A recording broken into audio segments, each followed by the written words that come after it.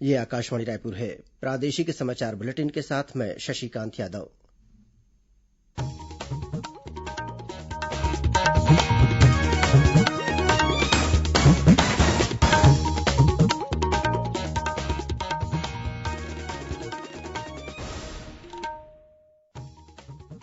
और अब पेश है आज के मुख्य समाचार। प्रदेश में समुदाय स्तर पर कोविड सर्विलेंस के लिए स्वास्थ्य सुरक्षा अभियान चलाया जाएगा। बुनियादी साक्षरता पर केंद्रित पढ़ना लिखना अभियान छत्तीसगढ़ में भी संचालित किया जाएगा। सीबीएसई ने चेहरा पहचान प्रणाली शुरू की है। 10वीं और 12वीं के विद्यार्थी अपने डिजिटल शैक्षिक दस्तावेज डाउनलोड कर पाएंगे। और मरवाही उपचुनाव के तहत डाक मतपत्र संग्रहण का कल अंतिम दिन। अब समाचार विस्तार से। राज्य में समुदाय स्तर पर कोविड सर्विलेंस के साथ अन्य स्वास्थ्य समस्याओं के निराकरण के लिए स्वास्थ्य सुरक्षा अभियान चलाया जाएगा। यह अभियान साल के अंत तक हर सप्ताह चलाया जाएगा। सघन सामुदायिक सर्वे अभियान के लिए पूर्व में गठित दल के द्वारा ही यह अभियान ग्रामीण और शहरी क्षेत्रों में संचालित किया जाएगा। इस संबंध में स्वास्थ्य विभाग की अतिरिक्त मुख्य सचिव रेणु जी पिल्ले ने सभी कलेक्टरों को पत्र लिखकर निर्देशित किया गया है। पत्र में कहा गया है कि ग्रामीण क्षेत्रों और शहरी स्लम क्षेत्रों में मितानिन द्वारा सप्ताह के बुधवार तथा गुरुवार को अपने कार्य क्षेत्र के घरों में कोरोना संक्रमण के लक्षण वाले व्यक्तियों के अलावा उल्टी और दस्त से पीड़ित लोगों की भी जानकारी ली जाए। इसके अलावा बुखार से पीड़ित मरीजों की मलेरिया जांच कराने के भी निर्देश दिए गए हैं। इस बीच कोरोना संक्रमण से बचाव के लिए स्वास्थ्य विभाग अपने विभाग के अधिकारियों और कर्मचारियों के अलावा अन्य विभागों के कर्मचारियों को भी प्रशिक्षण दे रहा है। इस संबंध में बीते 21 और 22 अक्टूबर को वीडियो कॉन्फ्रेंसिंग के जरिए राज्य स्तरीय प्रशिक्षण का आयोजन किया गया। वहीं आज विधानसभा सचिवालय के अधिकारियों और कर्मचारियों को प्रशिक्षण दिया गया। इधर फिल्म अभिनेता शाहरुख खान की संस्था मीर फाउंडेशन ने छत्तीसगढ़ में कोरोना योद्धाओं की सुरक्षा के लिए 2000 पीपीई किट प्रदान किए हैं। स्वास्थ्य मंत्री टीएस सिंहदेव ने इसके लिए अभिनेता शाहरुख खान और उनकी संस्था के प्रति आभार व्यक्त किया है। इस बीच प्रदेश में कोरोना संक्रमण से बचाव के लिए सार्वजनिक स्थानों में मास्क की अनिवार्यता का कड़ाई से पालन कराने के लिए आवश्यक कार्रवाई की जा रही है। दुर्ग जिले में बिना मास्क घूमने वाले और गंदगी फैलाने के मामले में नगर निगम में 21 लोगों पर कार्रवाई कर करीब 5,000 रूपये का जुर्माना वसूला है। वहीं जांजगीर चांपा जिले में मास्क नहीं लगाने के मामले में 34 लोगों से करीब 3400 रूपये का जुर्माना वसूला गया है। पूर्व अंतर्राष्ट्रीय मुक्केबाज खिलाड़ी और अर्जुन पुरस्कार से सम्मानित राजेंद्र प्रसाद ने लोगों से कोरोना से बचाव के लिए आवश्यक सावधानी बरतने की अपील की है। आकाशवाणी के सभी श्रोताओं को मेरा नमस्कार, जय जोहार। जैसे आप सबकी जानकारी है, प्रधानमंत्री श्री नरेंद्र मोदी जी ने महामारी की संकट को रोकने के लिए पूरे देश की जनता को 3 चीजों को करने का आह्वान किया है। मेरा आप लोगों से निवेदन है कि 3 जो उपाय उन्होंने बताया है उनको अवश्य करें। सर्वप्रथम, अब जब भी घर से निकलें तो मास्क अवश्य मुंह में लगाएं। दूसरा, जब भी भीड़ में निकलें सामाजिक दूरी बना के रखें। तीसरा, जब भी आप किसी जरूरी काम से बाहर जाने के पश्चात घर पे आए तो अवश्य अच्छे से हाथ धोएं और लोगों को भी जागरूक करें। इस तीनों उपाय करने से आप खुद को भी बचा पाएंगे और देश की जनता को भी बचा पाएंगे। जब तक दवाई नहीं तब तक ढिलाई नहीं। धन्यवाद। इस बीच केंद्रीय स्वास्थ्य मंत्रालय के उच्च स्तरीय दल ने मृत्यु दर को रोकने के लिए कोरोना संक्रमित मरीजों की पहचान जल्द करने और उनका त्वरित इलाज शुरू करने के निर्देश दिए हैं। 3 सदस्यीय इस दल ने कोविड अस्पतालों में ऑक्सीजन सप्लाई और बेड की संख्या बढ़ाने की भी सलाह दी है।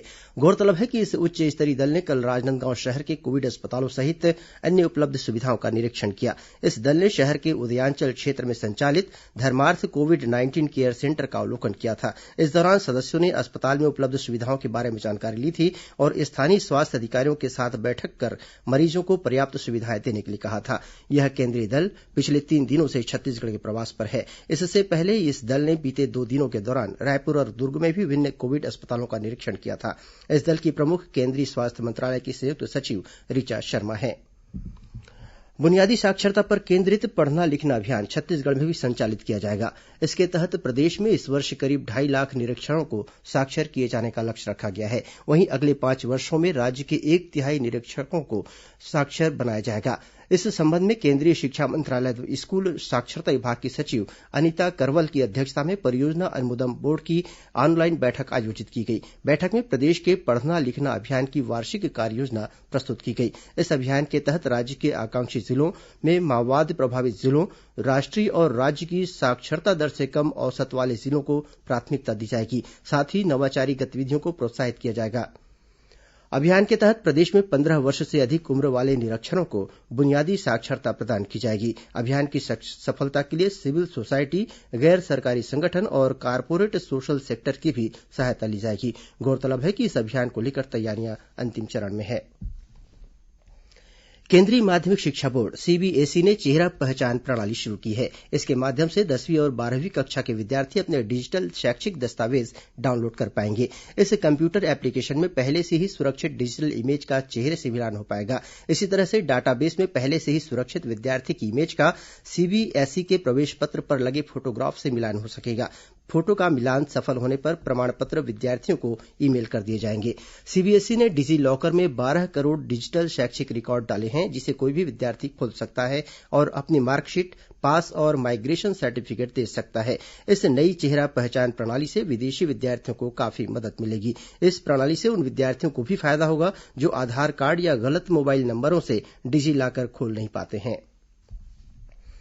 मरवाही विधानसभा उपचुनाव के लिए उम्मीदवारों ने अपना प्रचार अभियान तेज कर दिया है। विभिन्न दलों के वरिष्ठ नेता अपने प्रत्याशियों के पक्ष में कस्बों और गांवों में जनसंपर्क के साथ ही सभाएं भी ले रहे हैं। इसी कड़ी में आज कांग्रेस के प्रदेश अध्यक्ष मोहन मरकाम ने धनोरा, मनोरा, मरवाही और कुम्हारी में नुक्कड़ सभाएं लेकर पार्टी प्रत्याशी डॉक्टर के ध्रुव के पक्ष में प्रचार किया। वहीं भाजपा उम्मीदवार डॉक्टर गंभीर सिंह के पक्ष में विधानसभा में नेता प्रतिपक्ष धरमलाल कौशिक ने कल अंडी और नेवसा गांव में सभाएं ली। इस मौके पर उन्होंने कांग्रेस पर सत्ता का दुरुपयोग कर मतदाताओं को प्रभावित करने का आरोप लगाया। वहीं भाजपा के वरिष्ठ नेता नंदकुमार साय ने मरवाही और निमधा में चुनावी सभा को संबोधित किया।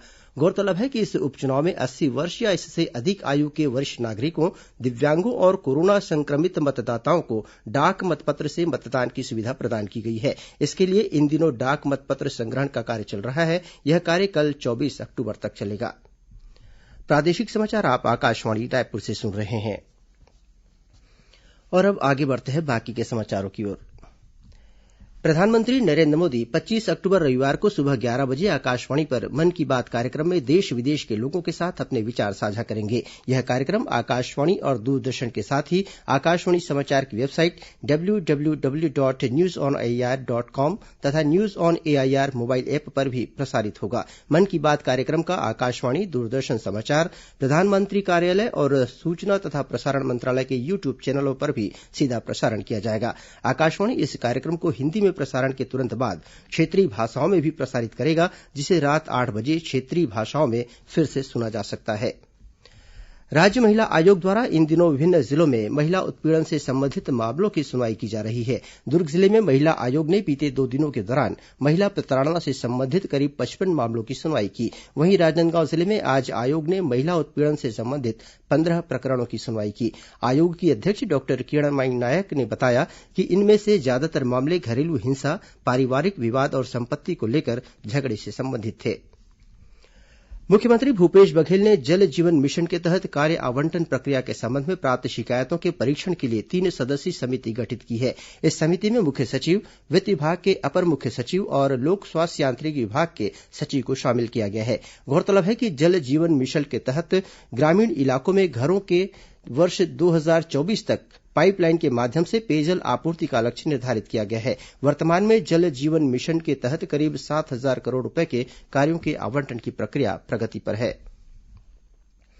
कल महाअष्टमी है। इस मौके पर प्रदेश के विभिन्न देवी मंदिरों, शक्तिपीठों और पूजा पंडालों में कोरोना संक्रमण के दिशा निर्देशों का पालन करते हुए विशेष हवन पूजन और महाआरती की जाएगी। मुख्यमंत्री भूपेश बघेल ने प्रदेशवासियों को दुर्गा अष्टमी और महानवमी की शुभकामनाएं दी हैं। इस अवसर पर श्री बघेल ने मां दुर्गा से प्रदेशवासियों की सुख, समृद्धि और खुशहाली की प्रार्थना की है। अपने शुभकामना संदेश में उन्होंने कहा है कि शक्ति का यह पर्व हमें सिखाता है कि नारी का सम्मान हमारी परंपरा और संस्कृति का हिस्सा होने के साथ ही हमारे मूल्यों का हिस्सा है। इन मूल्यों को अक्षुण्ण बनाए रखना हम सबकी महती जिम्मेदारी है। राज्यपाल अनुसुईया उइके ने आज राजनांदगांव जिले के डोंगरगढ़ में स्थित मां बम्लेश्वरी मंदिर में पहुंचकर देवी के दर्शन किए। इस अवसर पर उन्होंने मां बमलेश्वरी से प्रदेश की खुशहाली और कोरोना संक्रमण से मुक्ति की कामना की। इस बीच डोंगरगढ़ को केंद्र सरकार की प्रसाद योजना के तहत शामिल किए जाने पर प्रदेश के पर्यटन मंत्री ताम्रध्वज साहू ने इसे छत्तीसगढ़ के लिए उपलब्धि बताया है। उन्होंने कहा कि इससे राज्य के पर्यटन को विश्व स्तर पर एक अलग पहचान मिलेगी। वहीं श्रद्धालुओं और पर्यटकों की संख्या बढ़ने से स्थानीय लोगों को रोजगार भी मिलेगा। गौरतलब है कि प्रसाद योजना के तहत डोंगरगढ़ को धार्मिक स्थल के रूप में विकसित किए जाने और इसके सौंदर्यीकरण के लिए करीब 44 करोड़ रुपए की स्वीकृति दी गई है। रेल विभाग द्वारा आगामी त्योहारों के मद्देनजर और यात्रियों की मांग पर दक्षिण पूर्व मध्य रेलवे से गुजरने वाली 3 यात्री रेलगाड़ियों में एक अतिरिक्त कोच की सुविधा दी जा रही है। जानकारी के अनुसार बिलासपुर पटना पूजा स्पेशल ट्रेन में आज से 27 नवंबर तक, दुर्ग छपरा ट्रेन में आज से 26 अक्टूबर तक और दुर्ग भोपाल एक्सप्रेस में आज से एक अतिरिक्त स्लीपर कोच की सुविधा दी गई है। मुख्यमंत्री भूपेश बघेल ने सांसद राहुल गांधी को राज्योत्सव में शामिल होने का आमंत्रण दिया है। नई दिल्ली प्रवास के दौरान श्री बघेल ने सांसद राहुल गांधी से मुलाकात की। इस मौके पर उन्होंने श्री गांधी को बताया कि कोरोना संक्रमण के कारण राज्योत्सव का कार्यक्रम संक्षिप्त रूप से आयोजित किया जाएगा। वहीं राज्य अलंकरण समारोह के आयोजन के साथ ही राजीव गांधी किसान न्याय योजना के तहत प्रदेश के 19 लाख किसानों को तीसरी किश्त की राशि प्रदान की जाएगी। वेतन विसंगति दूर करने और क्रमोन्नत वेतनमान की मांग को लेकर छत्तीसगढ़ सहायक शिक्षक फेडरेशन 28 अक्टूबर को राजधानी रायपुर में 1 दिवसीय मौन सत्याग्रह और आंदोलन करेगा। साथ ही मुख्यमंत्री के नाम ज्ञापन भी सौंपेगा। वहीं राजनांदगांव जिले के बिजली कर्मचारियों ने अपनी 12 सूत्रीय मांगों को लेकर पर्रीनाला स्थित क्षेत्रीय कार्यालय के सामने आज प्रदर्शन किया। राज्य के 12 वन मंडलों में इन दिनों एक हाईटेक रोपणी का निर्माण कार्य प्रगति पर है। इसके निर्माण के लिए कैम्पा मद से करीब 42.5 करोड़ रुपए की राशि स्वीकृत की गई है। आधिकारिक जानकारी के अनुसार हाईटेक रोपणी से उच्च गुणवत्ता वाले पौधों को तैयार किया जाएगा। दुर्ग जिले के स्वास्थ्य विभाग को डेंगू नियंत्रण के मामले में सफलता मिली है। जिले के मुख्य चिकित्सा और स्वास्थ्य अधिकारी डॉक्टर गंभीर सिंह ठाकुर ने बताया कि अक्टूबर महीने में आज तक डेंगू का एक भी मामला नहीं आया है। उन्होंने बताया कि बीते मई महीने में डेंगू के 10 मामले सामने आए थे, जिसके बाद जिले में टेमीफॉस वितरण और फॉगिंग की कार्रवाई शुरू की गई थी। साथ ही कूलर से पानी खाली कराने का व्यापक अभियान भी छेड़ा गया था। इस अभियान के असर से जून महीने में डेंगू का केवल एक ही मामला सामने आया है। दशहरा और दीपावली पर्व पर इस बार स्व सहायता समूह की महिलाओं द्वारा गोबर से बनाए गए इको फ्रेंडली रंग बिरंगे आकर्षक दियों से घर रोशन होंगे। इन त्योहारों की रोशनी को दोगुना करने प्रदेश के अनेक स्व सहायता समूह की महिलाओं और गौठान समिति के माध्यम से गोबर से रंग बिरंगे और लुभावने दिए और अन्य उत्पाद बनाए जा रहे हैं। इसी कड़ी में कोरिया जिले में बिहान की महिलाओं द्वारा गोबर से रंग बिरंगे आकर्षक दिए बनाए गए हैं। इसके साथ ही मिट्टी के कलश भी बनाए जा रहे हैं। इन उत्पादों की बाजार में काफी मांग है। महिला समूह द्वारा निर्मित ये दिए इको फ्रेंडली होने के साथ ही लुभावने और मनमोहक भी हैं। आगामी दशहरा और दीपावली त्योहारों को ध्यान में रखते हुए बनाए गए ये रंग बिरंगे दिए सुंदर और किफायती हैं। राज्य सरकार बिहान की महिलाओं को दिए और अन्य उत्पाद बनाने के लिए प्रोत्साहित कर रही है। साथ ही बाजार की उपलब्धता पर भी ध्यान दिया जा रहा है। अब कुछ अन्य खबरें संक्षिप्त में। राज्य सरकार ने प्रधान मुख्य वन संरक्षक राकेश चतुर्वेदी को वन बल प्रमुख के पद पर नियुक्त किया है। दुर्ग रेंज के पुलिस महानिरीक्षक विवेकानंद सिन्हा ने महिला और बच्चों पर घटित होने वाले अपराधों की समीक्षा और कार्रवाई के लिए अतिरिक्त पुलिस अधीक्षक नेहा पांडे को नोडल अधिकारी और उनकी सहायता के लिए उप पुलिस अधीक्षक राकेश कुमार जोशी को नियुक्त की है। रायगढ़ जिले में घरघोड़ा थाना क्षेत्र के अंतर्गत बहियामुड़ा गांव के पास ट्रक की चपेट में आने से एक ग्रामीण की मौत हो गई। राजनांदगांव जिले के राजा भानपुरी के पास राष्ट्रीय राजमार्ग पर ट्रक की चपेट में आने से एक लड़की की मौत हो गई। वहीं एक अन्य लड़की गंभीर रूप से घायल हो गई है। धमतरी शहर में सट्टा खिलाने के आरोप में 4 आरोपियों को गिरफ्तार किया गया है। इनके पास से 8 मोबाइल फोन, एक टीवी और करीब 57,000 रूपये नगद जब्त किए गए हैं। और कबीरधाम जिले में मुआवजा राशि दिए जाने के नाम पर ठगी करने वाले आरोपी को चारभाठा थाना की पुलिस ने गिरफ्तार कर लिया है। अंत में मुख्य समाचार एक बार फिर। प्रदेश में समुदाय स्तर पर कोविड सर्विलेंस के लिए स्वास्थ्य सुरक्षा अभियान चलाया जाएगा। बुनियादी साक्षरता पर केंद्रित पढ़ना लिखना अभियान छत्तीसगढ़ में भी संचालित किया जाएगा। सीबीएसई ने चेहरा पहचान प्रणाली शुरू की है। 10वीं और 12वीं के विद्यार्थी अपने डिजिटल शैक्षिक दस्तावेज डाउनलोड कर पाएंगे। और मरवाही उपचुनाव के तहत डाक मतपत्र संग्रहण का कल अंतिम दिन। इसी के साथ प्रादेशिक समाचार बुलेटिन समाप्त हुआ। नमस्कार।